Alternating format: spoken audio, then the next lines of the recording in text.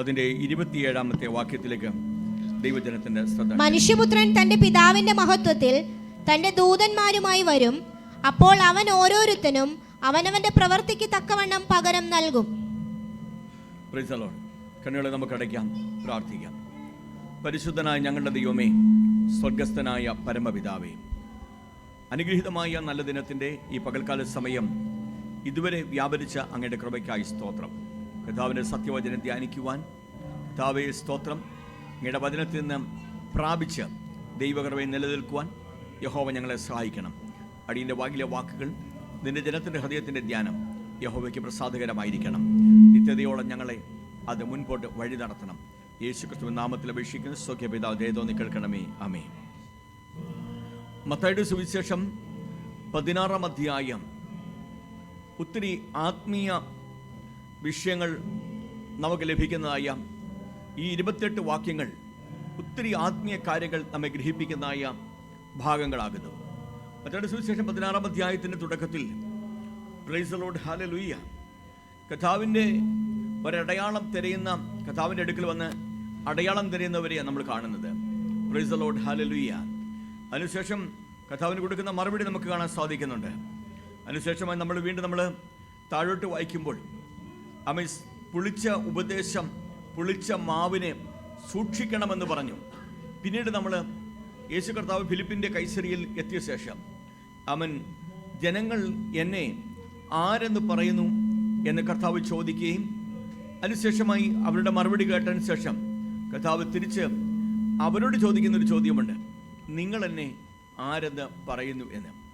ആ ചോദ്യത്തിന് മുമ്പിൽ സ്തോത്രം, ദൈവിക വെളിപ്പാട് ലഭിച്ചതായ ശീമോൻ അവനിങ്ങനെ പറയുകയാണ്, നീ ജീവനുള്ള ദൈവത്തിൻ്റെ പുത്രനായി ക്രിസ്തു ആകുന്നു എന്ന്. Price the Lord. ആ ഒരു വെളിപ്പാട് ലഭിച്ചു കഴിഞ്ഞ സ്തോത്രം ഈ ശിഷ്യന്മാരോട് കർത്താവ് തുറന്ന് പറയുന്നത് ഇത് ആരോട് പറയരുതെന്ന്. Praise the Lord. കർത്താവ് തുറന്ന് നമ്മൾ കാണുന്നത് ഇങ്ങോട്ട് തൊട്ട് താഴോട്ടുള്ള വാക്യങ്ങൾ ഇങ്ങനെ വായിച്ചു വരുമ്പോഴേ പ്രൈസ് ദി ലോർഡ്, അന്ന് മുതൽ എന്ന് പറഞ്ഞു.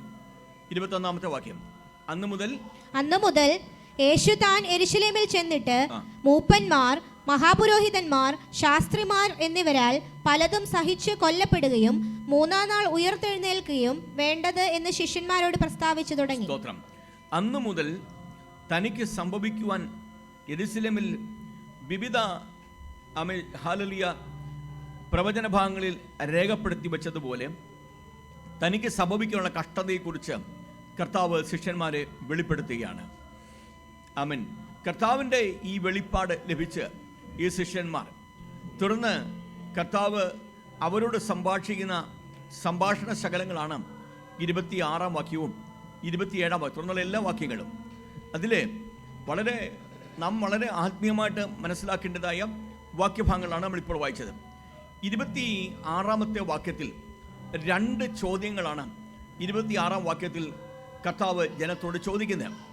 ഒന്നാമത്തെ ചോദ്യം, ഒരു മനുഷ്യൻ സർവ്വലോകം നേടിയിട്ടും തന്റെ ജീവനെ നഷ്ടപ്പെടുത്തിയാൽ അവൻ എന്തു പ്രയോജനം? നിങ്ങൾ നോക്കണം, ചോദ്യചിഹ്നം ഇട്ടിരിക്കുന്ന 2 കാര്യങ്ങൾ 26-ാം വാക്യത്തിൽ രേഖപ്പെടുത്തും. ഒരു മനുഷ്യൻ സർവ്വലോകവും നേടിയിട്ടും തൻ്റെ ജീവനെ നഷ്ടപ്പെടുത്തിയാൽ അവൻ എന്ത് പ്രയോജനം? ഒന്നാമത്തെ ചോദ്യം. രണ്ടാമത്തെ ചോദ്യം, അല്ല, തന്റെ ജീവനെ വീണ്ടുകൊള്ളുവാൻ മനുഷ്യൻ എന്ത് മറുവില കൊടുക്കും? തന്റെ ജീവനെ വീണ്ടുകൊള്ളുവാൻ മനുഷ്യന് എന്ത് മറുവില കൊടുക്കും? രണ്ടാമത്തെ ചോദ്യം ചോദിക്കുക. ഈ 2 ചോദ്യങ്ങളുടെയും ആൻസർ ലഭിച്ചവരായിരിക്കും നിങ്ങളെന്നാണ് ഞാൻ വിശ്വസിക്കുന്നത്. പ്രിയപ്പെട്ടവരെ, സ്തോത്രം. ഒരു മനുഷ്യൻ സർവ്വലോകവും നേടിയിട്ട് തൻ്റെ ആത്മാവിനെ നഷ്ടമാക്കിയാൽ അവന് എന്ത് പ്രയോജനം? Price the Lord. ഇന്ന് ഈ നല്ല പകൽക്കാലം വിശുദ്ധ സഭായോഗത്തെ ഉപേക്ഷയായി വിചാരിച്ചുകൊണ്ട് തങ്ങളുടേതായ കാര്യാദികളിലേക്ക് കടക്കുന്ന ഒത്തിരി ആളുകൾ നമ്മുടെ നാടുകളിൽ ഉണ്ട്. Price the Lord, hallelujah. അവർക്ക് സമയമില്ല. സ്തോത്രം. അവർക്ക് അവരുടേതായ കാര്യങ്ങൾ നോക്കുവാനുണ്ട്, അവരുടെ ജോലിക്ക് പോകാനുണ്ട്, എല്ലാമുണ്ട്. Price the Lord. എൻ്റെ പ്രിയ സഹോദരങ്ങളെ, ദൈവത്തെ അറിയാതെ ദൈവഹിതം വിട്ട് പ്രൈസ് ദി ലോർഡ് അനീതിയോടും അധർമ്മത്തോടും കൂടി മനുഷ്യൻ സമ്പാദിക്കുന്നൊക്കെയും പ്രവാചകന്റെ ഭാഷയിൽ പറഞ്ഞു കഴിഞ്ഞാൽ താൻ ഇടാത്ത മുട്ടയുടെ കീഴിൽ അടയിരിക്കുന്ന തിത്തിരിപ്പക്ഷിയെ പോലെയാകും, അതവൻ്റെ മധ്യായുസിൽ അവനെ വിട്ടുപോകും എന്ന് പ്രവാചകൻ പറഞ്ഞ വാക്കുകൾ മറന്നുപോകാതെ നാം ഒരു കാര്യം ഓർക്കണം. അങ്ങനെ നാം സമ്പാദിക്കുന്നതും ദൈവത്തെ അറിയാതെയും അധർമ്മത്തിലൂടെയും അനീതിയിലൂടെയും സമ്പാദിച്ചു കൂട്ടുന്നതൊക്കെയും ശാശ്വതമല്ല. അത് എന്നേക്കുമായി അനുഭവിക്കുവാൻ നാം എന്നേക്കുമായി ഈ ഭൂമിയുടെ പരപ്പിൽ ഉണ്ടാകത്തില്ല. എന്നാൽ അതിൻ്റെ ഫലമായി ഉണ്ടാകുന്ന പാപത്തിൻ്റെ ഫലമായ ശിക്ഷ അനുഭവിക്കുവാൻ നാം ദൈവത്തിൻ്റെ മുൻപാകെ നിൽക്കേണ്ടി വരും. ഇതത്രേ കർത്താവ് പറഞ്ഞത്. ഒരു മനുഷ്യൻ സർവ്വലോകവും നേടിയിട്ടും തൻ്റെ ആത്മാവിനെ നഷ്ടമാക്കിയാലും അവന് എന്ത് പ്രയോജനം? Price the Lord. എന്നാൽ രണ്ടാമത്തെ ഭാഗം പറയാൻ, രണ്ടാമത്തെ ക്വസ്റ്റ്യൻ്റെ ആൻസർ പറയുന്നത് തന്റെ ജീവനെ വീണ്ടുകൊള്ളുവാൻ മനുഷ്യൻ എന്ത് മറുവില കൊടുക്കും? തന്റെ ജീവനെ വീണ്ടുകൊള്ളുവാൻ മനുഷ്യന് ഒരു മറുവിലയും കൊടുക്കുവാൻ സാധിക്കത്തില്ല എന്നതാണ് വാസ്തവം. Price the Lord. 49-ാമത്തെ സങ്കീർത്തനത്തിൽ നാം ഇങ്ങനെ കാണുന്നു, സഹോദരൻ ജീവിച്ചിരിക്കേണ്ടതിന്, എന്നേക്കും ജീവിച്ചിരിക്കേണ്ടതിന് അവന്റെ വീണ്ടെടുപ്പ് വില കൊടുക്കുവാനോ. ഭാഗം വായിച്ചു.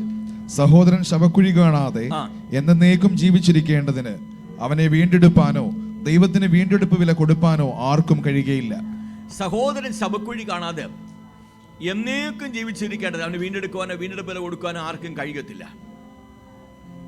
സ്തോത്രം. ഒരിക്കൽ ജനിച്ച മനുഷ്യൻ, നിങ്ങൾ വ്യസനത്തോടാണെങ്കിലും സത്യം അറിയണം, നിങ്ങൾ മരിക്കും. നിങ്ങൾ ഈ ഭൂമിയുടെ പരപ്പിൽ ജനിച്ചിട്ടുണ്ടോ, നിശ്ചയമായിട്ട് നിങ്ങൾ ഒരു ദിവസം മരിച്ചു പോയേ മതിയാകത്തുള്ളൂ. ഞാനും മരിക്കും, നിങ്ങളും മരിക്കും.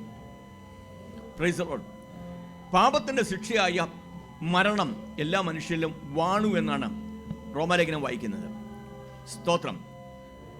ആദാമി പാപത്തിൽ നിന്നും പ്രിയപ്പെട്ടവരെ അതിന്റെ ശിക്ഷയാകുന്ന മരണം സകല മനുഷ്യരിലും വാണു എന്ന് പറയുമ്പോൾ, മനുഷ്യരെ അടക്കി വാണതായ ഈ പാപ അനുഭവത്തിൽ നിന്നും ഈ മരണഭീതിയിൽ നിന്നും അവനെ വീണ്ടെടുക്കുവാൻ കഴിയുന്നവൻ ഒരുവൻ മാത്രമേ ഉള്ളൂ.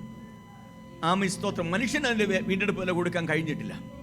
എന്നാൽ മനുഷ്യനായി ഈ ഭൂമിയിൽ ജനിച്ച് മനുഷ്യപുത്രൻ എന്ന് വിളിക്കപ്പെട്ട കർത്താവായ യേശു ക്രിസ്തു നമുക്ക് മറുവില കൊടുത്തു. പ്രിയപ്പെട്ടവരെ, സ്തോത്രം. ഹല്ലേലൂയ. യേശു കർത്താവ് പറയുകയാണ്, അവൻ എന്നിൽ വിശ്വസിക്കുന്നവൻ മരിച്ചാലും ജീവിക്കുമെന്നാണ് പറഞ്ഞത്. യേശു കർത്താവിനെ കുറിച്ച് തിരുവചനം പറയുന്നു. എബ്രായലേഖനം 2-ാം 14 നാം മക്കളാകുന്ന കൊണ്ട് അവനും ദേഹരൂപമെടുത്ത് നമ്മിലൊരുവനെ പോലെ തന്നെ. എബ്രായലേഖനം 2-ാം 14 മക്കൾ ജഡരക്തങ്ങളോട് കൂടിയവരാകൊണ്ട് അവനും അവരെ പോലെ ജഡരക്തങ്ങളോട് കൂടിയവനായി മരണത്തിന്റെ അധികാരിയായ പിശാചിനെ തന്റെ മരണത്താൽ നീക്കി ജീവപര്യന്തം മരണഭീതിയാൽ അടിമകളായിരുന്നവരെ ഒക്കെയും വിടുവിച്ചു. ആമേൻ. പ്രിയപ്പെട്ടവരെ, ഞാനും നിങ്ങളും ഒരു മറുവിലയും കൊടുത്തില്ലെങ്കിലും, സ്തോത്രം, മനുഷ്യനായി ഭൂമിയിൽ ജനിച്ച പൂർണ്ണ മനുഷ്യനായ ദൈവത്തിന്റെ മുൻപാകെ പൂർണ്ണ മനുഷ്യനായി ജീവിച്ച യേശു കർത്താവ്, ദൈവപുത്രനായ യേശു കർത്താവ്, അവൻ നമുക്ക് മറുവിലയായി കാൽവറിയിൽ പരമയാഗമായി തീർന്നു. ആ യേശു കർത്താവിന്റെ രക്തം മറുവിലയായി, ജീവൻ മറുവിലയായി നൽകപ്പെട്ടവൻ. ഇന്ന് പകൽക്കാലം ദൈവവചനം പറയുന്നത്, ആ മറുവിലയായി വീണ്ടെടുക്കപ്പെട്ടവരോട് പറയുന്നത്, എന്നിൽ വിശ്വസിക്കുന്നവൻ മരിച്ചാലും ജീവിക്കും എന്നാകുന്നു. പ്രിയപ്പെട്ടവരെ, ഇന്ന് പകൽക്കാലം ഒരു ഉറപ്പ് ഞാൻ നിങ്ങളോട് പറയട്ടെ. ഇതിനകത്തിരിക്കുന്ന രക്ഷിക്കപ്പെട്ട് സ്നാനമേറ്റ് കർത്താവിനോട് ചേർന്ന ദൈവദിനമനുസരിച്ച് ദൈവഭയത്തോട് ജീവിക്കുന്ന ഓരോ ദൈവമക്കളോട് പറയാനുള്ളത്, നിങ്ങൾ മരിച്ചാലും നിങ്ങൾ ജീവിക്കും. Price the Lord. നിങ്ങൾ മരിച്ചാലും നിങ്ങൾ ജീവിക്കും. ഞാൻ മരിച്ചാലും ഞാൻ ജീവിക്കും. ക്രിസ്തു യേശുവിൽ എൻ്റെ ജീവൻ മറഞ്ഞിരിക്കുന്നു. ഹല്ലേലൂയ. തിരുവചനം വളരെ വ്യക്തമായി പഠിപ്പിക്കും. 26-ാമത്തെ വാക്യത്തിൽ സ്തോത്രം 2 ചോദ്യങ്ങൾ മനുഷ്യരോട് ചോദിച്ചിട്ട് 27-ാമത്തെ വാക്യത്തിൽ ഇനി സംഭവിക്കാനുള്ളതും സ്തോത്രം മാറ്റമില്ലാത്തതുമായ 2 കാര്യങ്ങളെ കുറിച്ചാണ് കർത്താവായ യേശു ക്രിസ്തു പറയുന്നത്. ഞാൻ പറയുന്ന വാക്ക് ഇനി സംഭവിക്കാൻ പോകുന്നതും ഒരിക്കലും മാറ്റമില്ലാത്തതുമായ 2 കാര്യങ്ങളെ കുറിച്ചാണ് 27-ാമത്തെ വാക്യത്തിൽ യേശു കർത്താവ് പറയുന്നത്. അതിൽ 1-ാമത്തെ ഭാഗം വായിക്കാം. മനുഷ്യപുത്രൻ തന്റെ പിതാവിന്റെ മഹത്വത്തിൽ തന്റെ ദൂതന്മാരുമായി വരും. 1-ാമത്തെ കാര്യം, മനുഷ്യപുത്രൻ തന്റെ പിതാവിന്റെ മഹത്വത്തിൽ തന്റെ ദൂതന്മാരുമായി വരും. 2-ാമത്തെ കാര്യം, അപ്പോൾ അവൻ ഓരോരുത്തനും അവനവന്റെ പ്രവൃത്തിക്ക് തക്കവണ്ണം പകരം നൽകും. Price the Lord. 2 കാര്യങ്ങളെ കുറിച്ച് നമുക്ക് ബോധമുള്ളവരായി തീരണം. കർത്താവിന്റെ രക്തത്താൽ വീണ്ടെടുക്കപ്പെട്ട ദൈവജനം 2 കാര്യങ്ങളെ കുറിച്ച് വളരെ ബോധ്യമുള്ളവരായി തീരണം. സ്തോത്രം. നമുക്ക് എല്ലാ ആഴ്ചയിലും സൗഖ്യവും വിടുതലും ആശ്വാസവും മാത്രം പറയുന്നത് അപ്പോഴങ്ങനെ അങ്ങനെ ഒരു പതിവ് നമുക്കില്ല തന്നെ. ദൈവാത്മാവ് നൽകുന്നത് ആത്മീയ വിഷയങ്ങൾ, സ്പിരിച്വൽ വിഷയങ്ങളാണ് നമ്മൾ പറഞ്ഞുകൊണ്ടിരിക്കുന്നത്. അങ്ങനെ കേട്ടാൽ ഇളകിത്തുള്ളുന്നവരല്ല നിങ്ങളെന്നും എനിക്കറിയാം. Price the Lord. ഇവിടെ രണ്ട് മാറ്റമില്ലാത്ത കാര്യം സംഭവിക്കാനുള്ള രണ്ട് കാര്യങ്ങളാണ് ഈ വാക്യത്തിൽ പറയുന്നത്. ഒന്നാമത്തെ കാര്യം, മനുഷ്യപുത്രൻ തന്റെ പിതാവിന്റെ മഹത്വത്തിൽ തന്റെ ദൂതന്മാരുമായി വരും. കർത്താവായി വാഴ്ത്തപ്പെട്ട കർത്താവായി യേശു ക്രിസ്തുവിനെ ആകുന്നു മനുഷ്യപുത്രൻ എന്ന് യേശു കർത്താവ് തന്നെ വിളിച്ചിരിക്കുന്നത് എന്ന് വിവിധ സുവിശേഷങ്ങളിലൂടെ നമുക്ക് കാണുവാൻ സാധ്യമാണ്. മനുഷ്യപുത്രനായ യേശു ക്രിസ്തു. നമുക്ക് ഈ ഒരു വാക്ക് ദാനിയേൽ പ്രവചന പുസ്തകത്തിൽ നാം കാണുന്നുണ്ട് അല്ലേ? സ്തോത്രം, ഹല്ലേലൂയ. മനുഷ്യപുത്രനോട് സദൃശ്യനായ ഒരുവൻ ശദ്രക്കിനോടും മേശക്കിനോടും അബേദ്നെഗോയോടും കൂടെ ഒരുമിച്ച് സ്തോത്രം തീയിലേക്ക് ഇറങ്ങി വന്ന് നിൽക്കുന്നത് അവൻ കാണുന്നു എന്ന് വിളിച്ചു പറഞ്ഞ ആ സംഭവം നമുക്കറിയാം. അതിനുശേഷം നമ്മൾ മനുഷ്യപുത്രൻ എന്ന പദം പഴയ നിയമത്തിൽ ഉദ്ധരിച്ചിട്ട് ആ പദത്തിൽ നിന്നുകൊണ്ട് വാഴ്ത്തപ്പെട്ട കർത്താവ് പറയുകയാണ്, മനുഷ്യപുത്രൻ എന്ന് തന്നെക്കുറിച്ച് തന്നെ പറയുകയാണ്. മനുഷ്യനായി ഈ ഭൂമിയിൽ ജനിച്ച മാനവകുലത്തിൻ്റെ വീണ്ടെടുപ്പുകാരനായി മനുഷ്യനായി ഭൂമിയിൽ ജനിച്ച കർത്താവ് തന്നെ മനുഷ്യപുത്രൻ എന്നാണ് പറഞ്ഞിരിക്കുന്നത്. ആ മനുഷ്യപുത്രനെ കുറിച്ച് അഥവാ യേശുക്രിസ്തുവിനെ കുറിച്ചാണ് 27-ാമത്തെ വാക്യത്തിൽ സ്തോത്രം താൻ തന്നെ പ്രവചിക്കുന്നത്. മനുഷ്യപുത്രൻ തന്റെ തന്റെ പിതാവിന്റെ മഹത്വത്തിൽ തന്റെ ദൂതന്മാരുമായി വരും. ഇത് സഭയുടെ ഉറപ്പാണ്. Price the Lord. മോനെ, ഇത് സഭയുടെ ഉറപ്പാണ്. മനുഷ്യപുത്രൻ വരും എന്നുള്ളത്.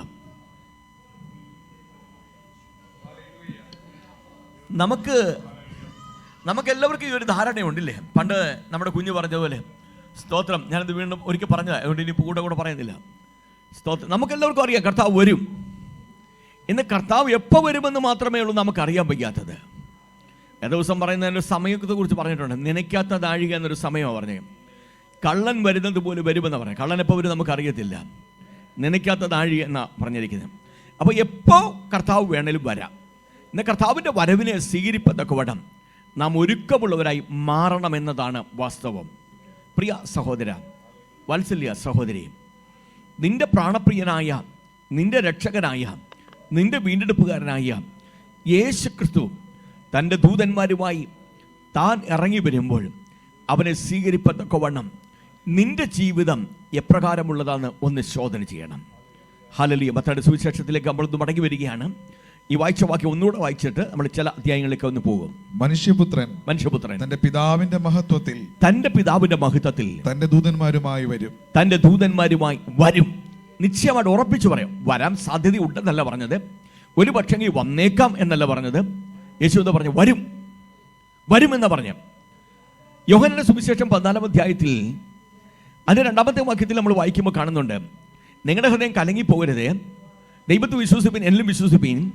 എൻ്റെ പിതാവിന്റെ ഭവനത്തിൽ അനേക വാസസ്ഥലങ്ങളുണ്ട്.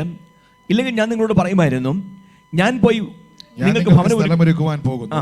ഞാൻ പോയി നിങ്ങൾക്ക് സ്ഥലമൊരുക്കിയാൽ ഞാൻ ഇരിക്കുന്നിടത്ത് നിങ്ങളും ഇരിക്കേണ്ടതിന് പിന്നെയും വന്ന് നിങ്ങളെ എൻ്റെ അടുക്കൽ ചേർത്തുകൊള്ളും. നോക്കണം, ഇവിടെ പറയുന്ന പദങ്ങൾ ശ്രദ്ധിക്കണം. ഞാൻ പിന്നെയും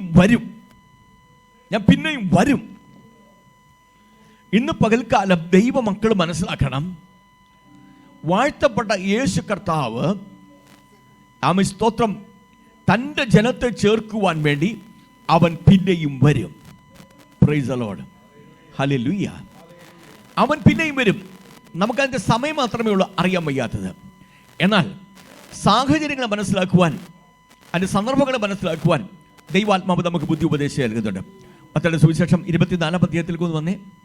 മത്തായിയുടെ സുവിശേഷം 24-ാം അധ്യായം സ്തോത്രം അതിൻ്റെ ചില വാക്യങ്ങളൊന്ന് വായിപ്പിക്കുവാൻ ഞാൻ കർത്താവ് ശരണം പ്രാപിക്കുകയാണ്.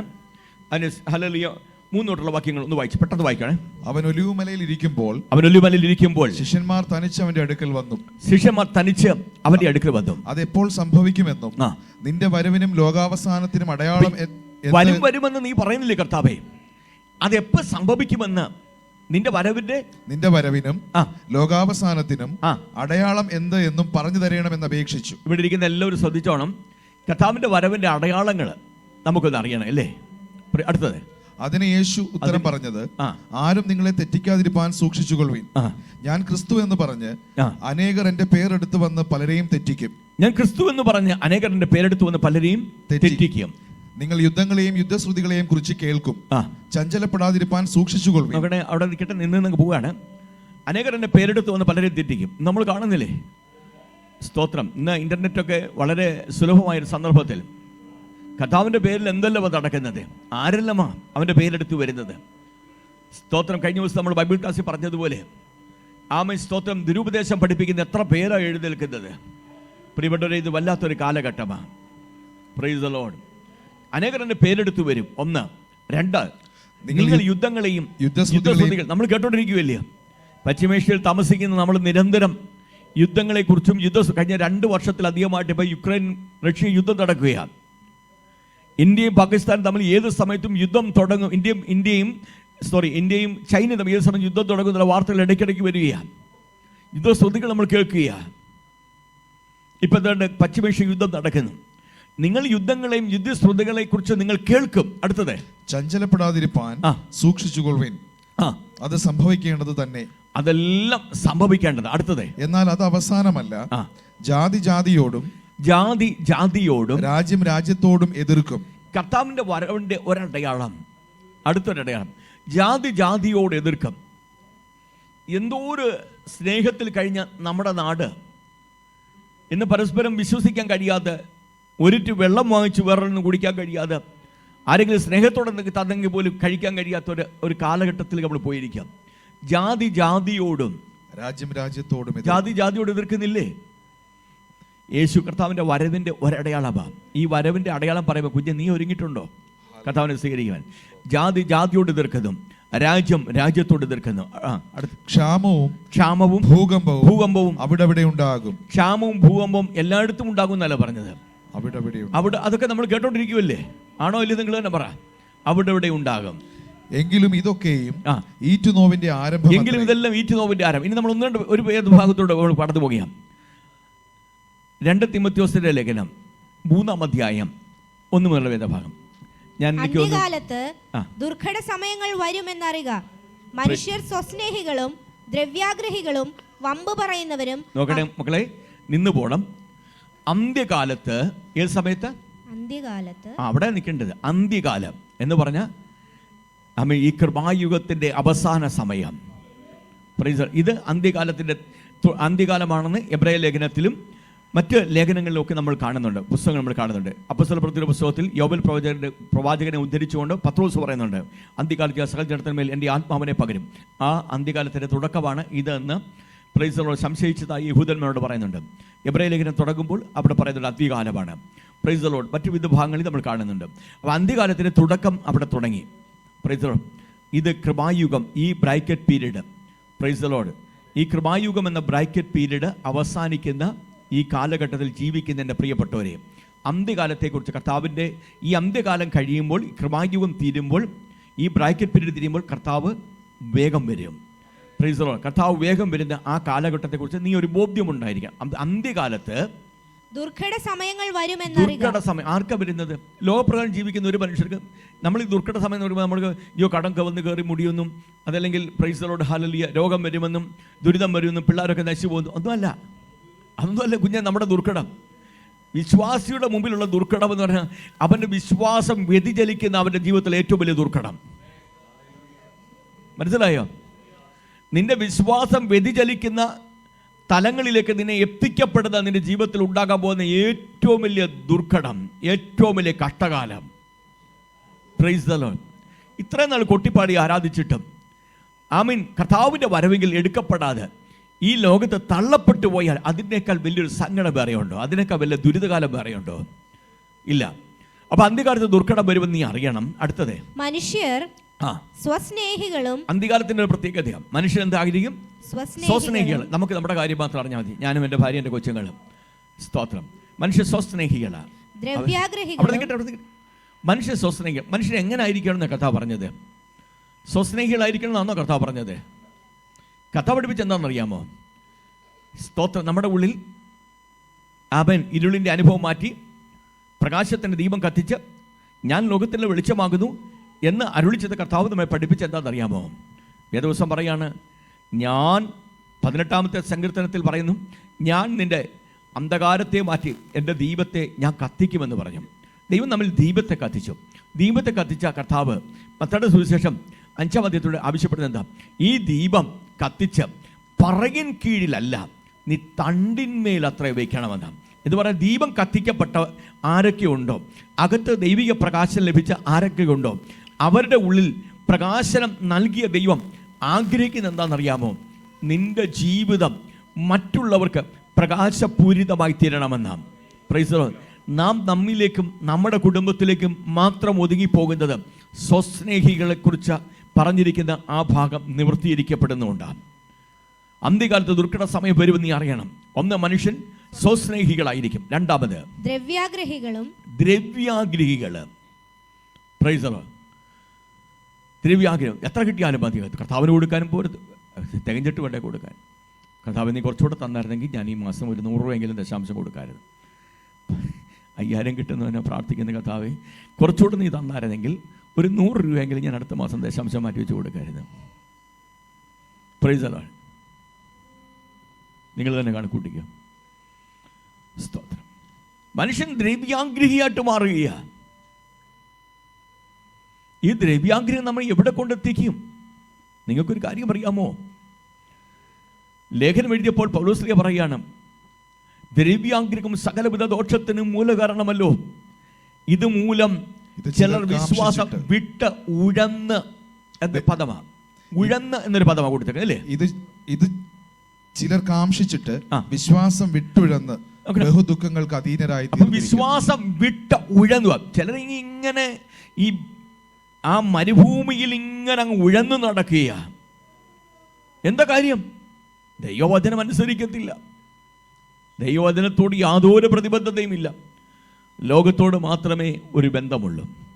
ദിവസം പറയാണ്, ദ്രവ്യാഗ്രഹം സകല ദോഷത്തിനും മൂലകാരണം. ഇതുമൂലം ചിലർ വിശ്വാസം തന്നെ വിട്ട് ഉഴന്ന്. വിശ്വാസമൊക്കെയാണ്, കാര്യം ശരിയാ, വിശ്വാസിയാണ്. അത് പറച്ചിൽ മാത്രമേ ഉള്ളൂ, മനസാന്തരത്തിൻ്റെ പ്രവൃത്തിയിലില്ല. വിശ്വാസം വിട്ട് നീ ഉഴന്ന് നിന്റെ ജീവിതത്തിൽ പിന്നത്തതിൽ വരാൻ പോകുന്ന ബഹുദുഃഖം. അത് ഞാൻ ഈ ബഹുദുഃഖം എന്ന് പറയുന്ന പദം നീ ഇന്ന് സംഭവിക്കുന്ന ഭൗതികമായ തകർച്ചയെക്കുറിച്ചല്ല പറയുന്നത്. അവൻ നിത്യത നഷ്ടപ്പെടുന്ന, നിത്യകാലം നരകാഗ്നിയിൽ കിടക്കുവാൻ ഇടയായിരുന്ന ബഹുദുഃഖങ്ങൾക്ക് ആഘാത ജീവിതത്തിൽ ഇടയായി തീർന്നത് അവൻ്റെ ദ്രവ്യാഗ്രഹമായിരുന്നെങ്കിൽ. പ്രിയപ്പെട്ടവരെ, ദ്രവ്യാഗ്രഹം നമ്മെ ചൂണ്ടിക്കാണിക്കുന്ന ഒന്നുണ്ട്. ഇത് അന്ത്യകാലത്തിൻ്റെ ലക്ഷണമാണ്. Praise the Lord. ദ്രവ്യാഗ്രഹം അന്ത്യകാല ലക്ഷണം. അടുത്തത് വമ്പു പറയുന്നവരും. അവർ വമ്പ് പറയുന്നവർ. ഞാൻ എന്തൊക്കെയോ സംഭവമാണ് അല്ലേ, ഞാൻ എന്തൊക്കെയോ സംഭവമാണ് എന്ന് മറ്റുള്ളവരെ ബോധിപ്പിക്കാൻ വേണ്ടി വലിയ വമ്പ് പറയുന്നവർ, വലിയ വാക്കുകൊണ്ട് പറയുന്നവർ. പ്രവൃത്തിയിലൊക്കെ ഒന്നും കാണത്തില്ല, വെറും ശൂന്യമായിരിക്കും. വാക്കിൽ പക്ഷെ വലിയ വമ്പ് പറയും. ഇത് അധികാരത്തിൻ്റെ ലക്ഷണമാണ്. അടുത്ത വമ്പ് പറയുന്നവരും അഹങ്കാരികളും. അടുത്ത ലക്ഷണം അഹങ്കാരികൾ. ആമേൻ. തങ്ങളിൽ തന്നെ ആശ്രയിച്ചുകൊണ്ട്, തൻ്റെ ജഡത്തിൽ തന്നെ ആശ്രയിച്ചുകൊണ്ട് വമ്പ് പറയുന്ന അഹങ്കാരത്തിൻ്റെ സ്പിരിറ്റ്. നിങ്ങൾക്കൊരു കാര്യം അറിയാമോ? ഈ സ്പിരിറ്റ് നമ്മൾ വന്നു കഴിഞ്ഞാൽ ഇത് നമ്മെ തകർത്ത് കളയും. Price the Lord. ഈ സ്പിരിറ്റ് ദൈവം സൃഷ്ടിച്ച ദൈവത്തിൻ്റെ ദൂതനാകെ ഒരു ദൈവത്തിൻ്റെ പ്രധാന ദൂതൻ്റെ മേൽ വന്നു കഴിഞ്ഞപ്പോൾ അവൻ പറഞ്ഞു, ഞാൻ സ്വർഗ്ഗോന്നതി കയറും, ഞാൻ ദൈവത്തിൻ്റെ സിംഹാസനം എൻ്റെ സിംഹാസനം വയ്ക്കും, ഹല്ലേലൂയ, ഞാൻ അവിടെ വാണരുളുമെന്ന് പറഞ്ഞു. അഹങ്കാരത്തിൻ്റെ വാക്ക് പറഞ്ഞ് അപ്പോഴേ സ്വർഗം അവനെ വെട്ടി താഴോട്ടിട്ടു. സ്തോത്രം. ഈ സ്പിരിറ്റ് എവിടെ നിന്ന് വരുന്നത്? അഹങ്കാരത്തിൻ്റെ സ്പിരിറ്റ്. മുമ്പൊരിക്കൽ നമ്മൾ പറഞ്ഞതാണ്, ഇത് ഷാജിൽ നിന്ന് വരുന്നതാണ്. ഈവിൾ സ്പിരിറ്റിൻ്റെ ഭാഗമായി നമ്മൾ ഉണ്ടാകുന്നതാണ്. അതുകൊണ്ട് നമ്മൾ ശ്രദ്ധിക്കണം. അഹങ്കാരികളും ദൂഷകന്മാരും അമ്മയപ്പന്മാരെ അനുസരിക്കാത്തവരും. അടുത്തത് അമ്മയപ്പന്മാരെ അനുസരിക്കാത്തവരും നന്ദി കെട്ടവരും. ഞാൻ ആ വാക്കുകളൊക്കെ ഒന്ന് എടുത്തു പറയേണ്ട സമയമില്ല, ഞാൻ പറഞ്ഞ സമയത്തിലേക്ക് വരികയാണ്. അതുകൊണ്ടാണ് ഞാൻ പറയുന്നത്, പെട്ടെന്ന് പറഞ്ഞു പോകാൻ. ദൂഷകന്മാരും പിന്നെ അമ്മയപ്പന്മാരെ അനുസരിക്കാത്തവരും നന്ദി കെട്ടവരും നന്ദിയില്ലാത്തവരും അശുദ്ധരും വാത്സല്യമില്ലാത്തവരും ഇണങ്ങാത്തവരും ഏഷണിക്കാരും അജിതേന്ദ്രിയന്മാരും നിങ്ങൾക്ക് മനസ്സിലായ വാക്ക് ഇല്ല? അപ്പൊ അത് വാക്ക് മാത്രം ഒന്ന് പറഞ്ഞു പോകാം. ആത്മനിയന്ത്രണം നഷ്ടപ്പെട്ട വ്യക്തി എന്നാണ് ആ വാക്കിന്റെ അർത്ഥം. ആത്മനിയന്ത്രണം നഷ്ടപ്പെട്ട വ്യക്തി. വേറെ ഏതെങ്കിലും ഞാൻ ഉപയോഗിക്കുന്ന മറ്റു മലയാളം വേർഷനിലൂടെ ഞാൻ നോക്കി മനസ്സിലാക്കിയിട്ടുള്ള വാക്കാണ്. നിങ്ങൾക്ക് വേറെ ഇംഗ്ലീഷോ അല്ലെങ്കിൽ മറ്റ് സമാനമായ ഏതെങ്കിലും പുസ്തകങ്ങളുണ്ടെങ്കിൽ നിങ്ങൾക്ക് എടുത്തിട്ട് വാക്യം നിങ്ങൾക്ക് അറിയാവുന്ന, അതിൻ്റെ അർത്ഥം അറിയാവുന്നവർ അതിൻ്റെ വാക്കുകൾ പറഞ്ഞിട്ട്. ആത്മനിയന്ത്രണം നഷ്ടപ്പെട്ടവരും നിങ്ങൾ പറയുന്നില്ലെങ്കിൽ പിന്നീട് അത് നിങ്ങൾക്ക് ഒരു നല്ല സ്വഭാവമാണ്. ഞാൻ നിങ്ങളെ അപ്രീഷിയേറ്റ് ചെയ്യുന്നു. പ്രസംഗത്തെ അലങ്കോലപ്പെടുത്തിക്കൊണ്ട് നിങ്ങൾ പറയാൻ തയ്യാറായില്ല. ഞാനൊരിക്കലും ഒരു സഭയിൽ മെസ്സേജ് ചെയ്യാൻ ചെന്നപ്പോഴേ, സ്തോത്രം, മെസ്സേജ് ഇങ്ങനെ നടന്നുകൊണ്ടിരുന്നു. ഏകദേശം ഒരു 1.5 മണിക്കൂറിൻ്റെ മെസ്സേജാണ്. ഈ മെസ്സേജ് നടന്നുകൊണ്ടിരിക്കുമ്പം ഒരു ദിവസം ഒരു സഹോദരനെ ചാടി എഴുന്നിട്ട് 1-2 കാര്യങ്ങൾ പറഞ്ഞു, മെസ്സേജിനെ അലങ്കോലപ്പെടുത്തിക്കൊണ്ട്. അപ്പോൾ പൊതുസഭയുടെ മധ്യത്തിൽ വെച്ച് പറഞ്ഞപ്പോൾ എനിക്ക് പൊതുസഭയുടെ മധ്യത്തിൽ വെച്ച് അത് തിരുത്തേണ്ടി വന്നു.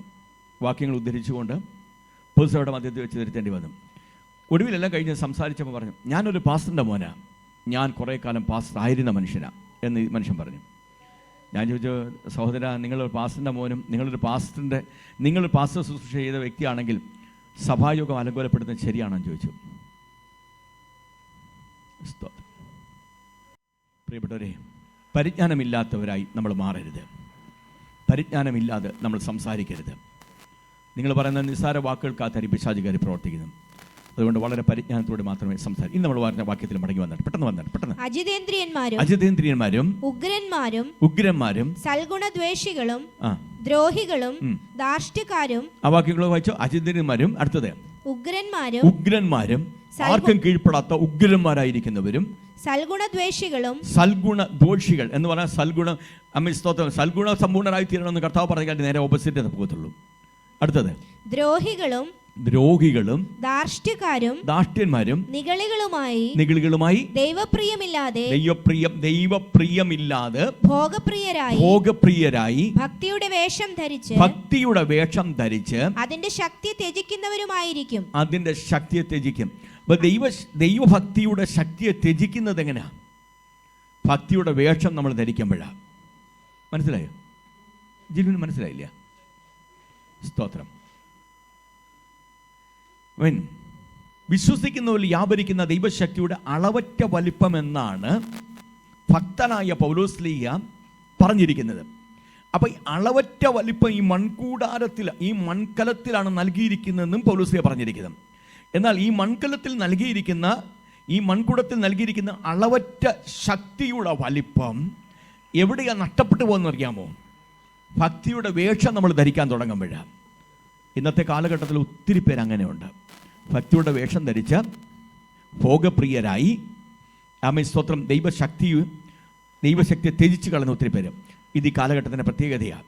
ഈ കാലഘട്ടത്തെക്കുറിച്ച് നമ്മൾ പറഞ്ഞു വന്നത് കർത്താവിൻ്റെ വരവിൻ ആസന്നമായിരിക്കുന്ന കാലഘട്ടത്തിൽ ഇതെല്ലാം നടക്കുമെന്നാണ് പറഞ്ഞു. അടുത്തത് അങ്ങനെയുള്ളവരെ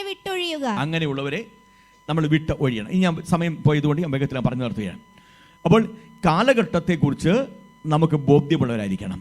നമുക്കൊരു കാര്യം പറയാം. മത്തായിയുടെ സുവിശേഷം 16-ാം അധ്യായത്തിൽ ആരംഭവാക്യങ്ങളിൽ വായിക്കുമ്പോൾ സ്തോത്രം കർത്താവിനോട് ചോദിക്കുന്നൊരു ചോദ്യമുണ്ട്, നീ അടയാളം വല്ലതും കാണിച്ചു തരണമേ. അപ്പോൾ കർത്താവ് പറഞ്ഞൊരു ഭാഗമുണ്ട്, വായിച്ചു നോക്കിയേ. മത്തായിയുടെ സുവിശേഷം 16-ാം അധ്യായത്തിൽ ആരംഭവാക്യത്തിലേക്ക് ഒന്ന് വന്നേ. അനന്തരം പരീശന്മാരും സദൂക്യനും അടുക്ക വന്ന് ആകാശത്തു നിന്ന് ഒരു അടയാളം കാണിച്ചു തരണമെന്ന് അവനെ പരീക്ഷിച്ച് ചോദിച്ചു. കർത്താവിന്റെ വരവ് എപ്പോഴാണ്? കർത്താവേ, ഞങ്ങൾക്ക് ഇനി ഇത് കൂടാതെ ഒരു അടയാളം കാണിച്ചു തരണമേ എന്ന് നമ്മൾ ചിന്തിക്കുന്നുണ്ടെങ്കിൽ ഒന്ന് ദയവായി ശ്രദ്ധിക്കണം. അടുത്തത് അവരോട് അവൻ ഉത്തരം പറഞ്ഞത്, സന്ധ്യാസമയത്ത് ആകാശം ചുവന്നു കണ്ടാൽ നല്ല തെളിവാകുമെന്നും രാവിലെ ആകാശം മൂടി ചുവന്നു കണ്ടാൽ ഇന്ന് മഴക്കോൾ ഉണ്ടാകുമെന്നും നിങ്ങൾ പറയുന്നു. നോക്കണം, അവിടെ നിൽക്കട്ടെ. നമുക്ക് നമ്മുടെ ചുറ്റുമുള്ള പ്രകൃതിയെ നോക്കിയാൽ മഴക്കോൾ കണ്ടു കഴിഞ്ഞാൽ നമ്മൾ പറയും നല്ല മഴ പെയ്യാൻ പോവുക.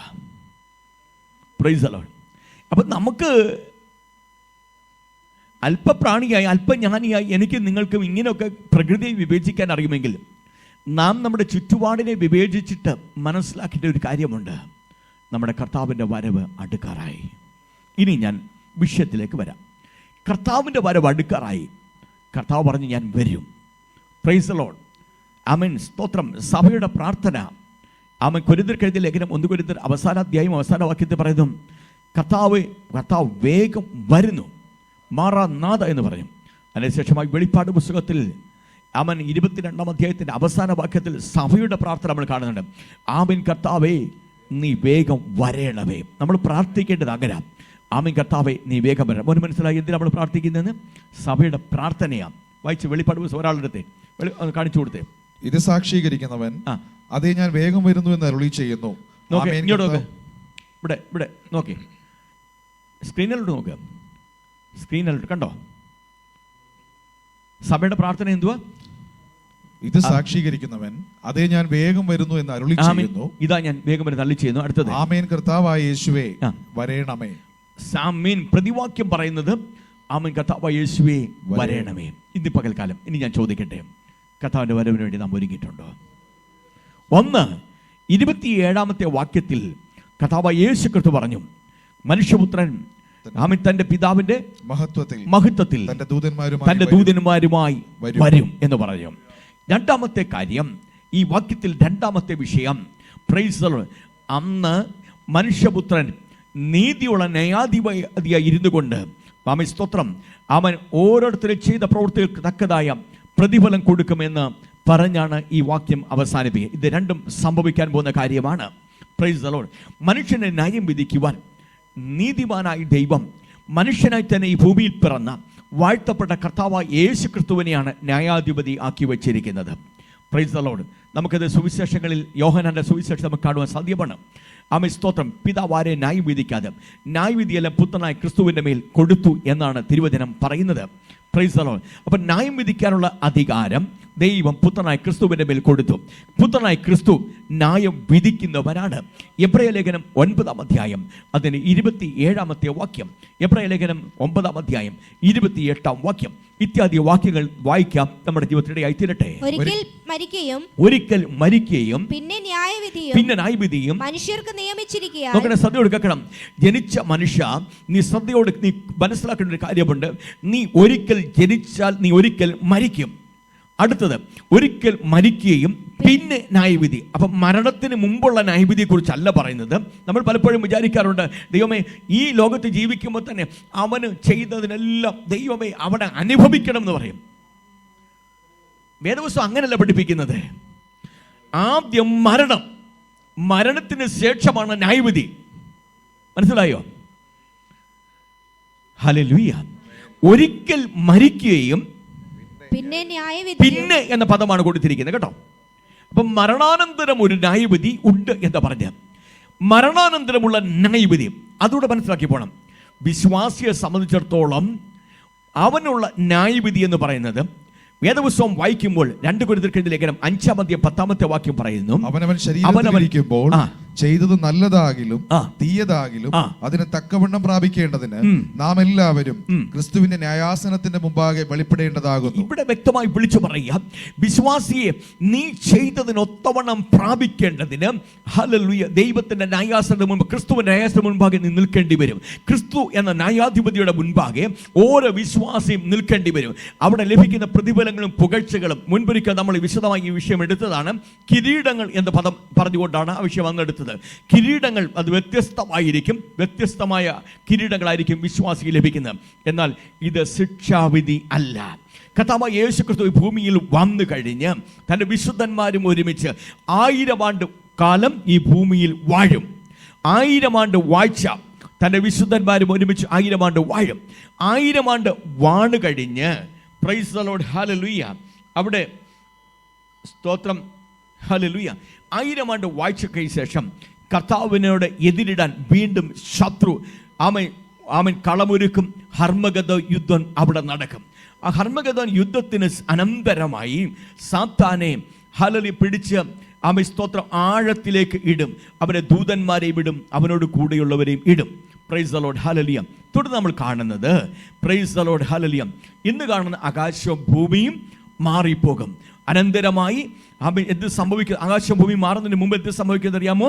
Price the Lord. ഒരു വെള്ള സിംഹാസനം വെച്ചിരിക്കുന്നതും സ്തോത്രം അതിനകത്ത് പുസ്തകങ്ങൾ തുറക്കുന്നതും നാം അവിടെ സിംഹാസനത്തിൽ ഇരിക്കുന്നവൻ ആബാലവൃത്തം ജനങ്ങളെയും വിളിച്ച് സ്തോത്രം ന്യായവിധിക്കായി ശിക്ഷാവിധിക്കായി തൻ്റെ മുൻപിൽ കൊണ്ടുവരുന്നതുമാണ് നാം കാണുന്നത്. ഈ കാര്യങ്ങളെക്കുറിച്ച് നമുക്ക് ബോധ്യമുള്ളവരായിരിക്കണം. അവിടെ നാം ചെയ്തു പോയ സകല പ്രവൃത്തികളും ദൈവത്തിൻ്റെ മുൻപാകെ മറയില്ലാതെ തെളിയിക്കപ്പെടുന്ന ഒരു ദിവസമാണ്. നമുക്കവിടെ ഒരു എക്സ്ക്യൂസും പറയാൻ സാധിക്കത്തില്ല. ഒരു മനുഷ്യനും നിങ്ങളെ അതിൽ നിന്ന് വിടുവിക്കാൻ കഴിയത്തില്ല. വേദപുസ്തകം പറയും, അവനവൻ്റെ പ്രവൃത്തിക്ക് തക്കവണ്ണം അവിടെ വെച്ച് ദൈവം അവന് ശിക്ഷ വിധിക്കും എന്ന് വെളിപ്പാട് പുസ്തകത്തിൽ നാം വായിക്കുന്നു. വസ്തുത മനസ്സിലാക്കാതെ പോകരുത്. അതുകൊണ്ട് മനുഷ്യ, നിനക്ക് ഒരു ന്യായവിധി ഉണ്ട്.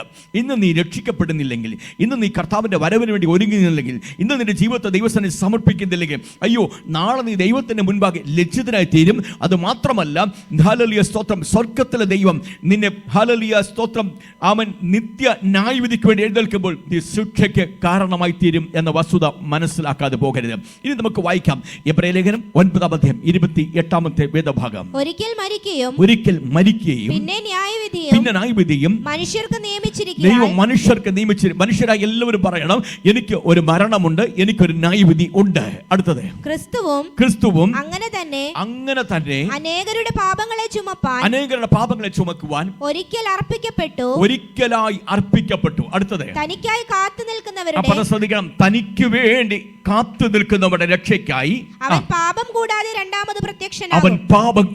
രണ്ടാമത് പ്രത്യക്ഷനാകും. ഇന്ന് പകൽക്കാലം മനസ്സിലാക്കേണ്ട ഒരു വിഷയമാണ്. അവൻ രണ്ടാമത് പ്രത്യക്ഷനാകും. അവൻ പാപം കൂടാതെ രണ്ടാമത് പ്രത്യക്ഷനാകുമ്പോൾ അവന്റെ വരമെങ്കിൽ നീ എടുക്കപ്പെടണമെങ്കിൽ ഇന്ന് പകൽക്കാലം പറയട്ടെ, നിന്റെ ജീവിതത്തെ ഒന്ന് ക്രമീകരിച്ചുകൊണ്ട് ദൈവത്തിന് മുൻപാകെ നിന്നെ തന്നെ ഏൽപ്പിച്ചു കൊടുക്കാൻ ഇടയായിത്തീരുന്നെങ്കിൽ, ഇന്ന് പകൽക്കാലം ഒരു മനസ്സാന്തര യോഗ്യ ഫലം കായ്പാൻ ഇടയാകുന്നെങ്കിൽ, സ്വർഗത്തിനും ഭൂമിക്കും നാഥനായ ദൈവത്താൽ നീ അനുഗ്രഹിക്കപ്പെടാൻ പോകുക. കണ്ണുകളെ നമുക്ക് അടയ്ക്കാം, പ്രാർത്ഥനയ്ക്ക് തലകളെ വണക്കാം.